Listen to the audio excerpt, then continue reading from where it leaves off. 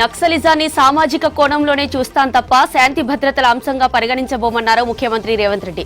జూబ్లీహిల్స్ నివాసంలో సీఎంతో శాంతి చర్చల కమిటీ భేటీ అయింది. మావోయిస్టులతో కేంద్రం శాంతి చర్చలు జరిపేలా చొరవ తీసుకోవాలని రిక్వెస్ట్ చేశారు కమిటీ సభ్యులు. కాల్పుల విరమణకు కేంద్రాన్ని ఒప్పించాలని వినతి పత్రం ఇచ్చారు. గతంలో నక్సలైట్లతో చర్చలు జరిపిన అనుభవం ఉన్న సీనియర్ నేత జానారెడ్డి సలహాలు సూచనలు తీసుకుంటామన్నారు సీఎం రేవంత్.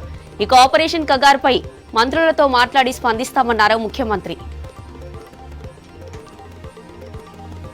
కాంగ్రెస్ తెలంగాణను ఆగం చేసిందన్నారు బీఆర్ఎస్ అధినేత కేసీఆర్. 420 హామీలిచ్చి అన్ని వర్గాలను మోసం చేశారన్నారు. ఉచిత బస్సు జుట్లు పట్టుకుని కొట్టుకునేందుకే తప్ప దేనికి పనికి రావట్లేదన్నారు. ఓట్లు వేయించుకొని ప్రజలను దగా చేశారన్నారు కేసీఆర్. ప్రభుత్వానికి టైం ఇవ్వాలని ఇన్ని రోజులు మాట్లాడలేదన్నారు కేసీఆర్. ఆర్థిక ఇబ్బందులుంటే ప్రభుత్వం భూములు అమ్మొచ్చు, కానీ ఏ భూములు అమ్మాలో తెలియదా అని ప్రశ్నించారు కేసీఆర్. ఎవడైనా యూనివర్సిటీ భూములు అమ్ముతారా అని ప్రశ్నించారు.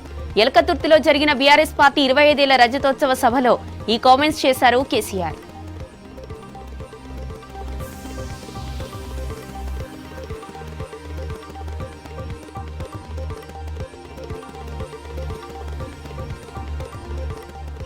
ఎలకతుర్తిలో కాంగ్రెస్ సర్కారుపై మాజీ సీఎం కేసీఆర్ చేసిన వ్యాఖ్యలకు మంత్రులు కౌంటర్ ఇచ్చారు.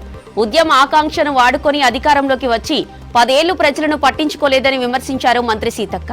కాళేశ్వరం గురించి ఎందుకు మాట్లాడలేదని ప్రశ్నించారు మంత్రి పొంగులేటి శ్రీనివాసరెడ్డి. 10 ఏళ్లలో కేసీఆర్ 8 లక్షల కోట్ల రూపాయల అప్పులు చేశారన్నారు మంత్రి జూపల్లి. కేసీఆర్ మాట్లాడిన ప్రతి అంశంపై అసెంబ్లీలో చర్చించడానికి సిద్ధంగా ఉన్నామని, అసెంబ్లీకి రావాలని సవాల్ విసిరారు మంత్రులు.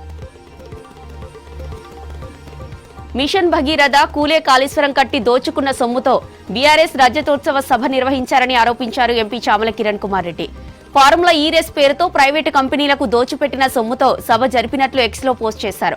ఖానామెట్, నియోపోలిస్, కోకాపేట్లో 1000 కోట్ల విలువ చేసే భూములను వేలం పేరుతో అయిన వారికి దోచిపెట్టారన్నారు. 2 గంటల సభ కోసం ఖర్చు చేస్తున్న 100 కోట్ల ధన ప్రవాహం ఏ కమిషన్ల తాలూకాదో తెలంగాణ సమాజానికి బీఆర్ఎస్ సమాధానం చెప్పాలన్నారు చామల.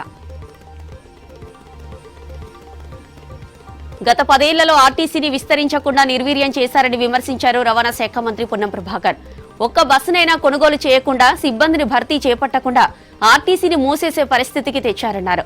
కాంగ్రెస్ అధికారంలోకి వచ్చే నాటికి సీసీఎస్ 682 కోట్ల బకాయిలు ఉన్నాయన్న మంత్రి వాటిని 450 కోట్లకు తగ్గించామన్నారు.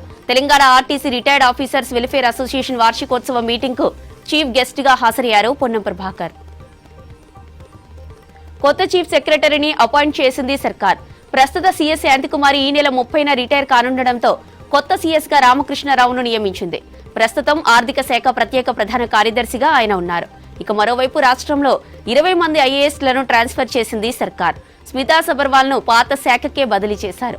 జీహెచ్ఎంసీ కమిషనర్ గా ఆర్వీ కర్ణను నియమించగా దానకిషోర్ ను కార్మిక శాఖ ప్రిన్సిపల్ సెక్రటరీగా అపాయింట్ చేశారు.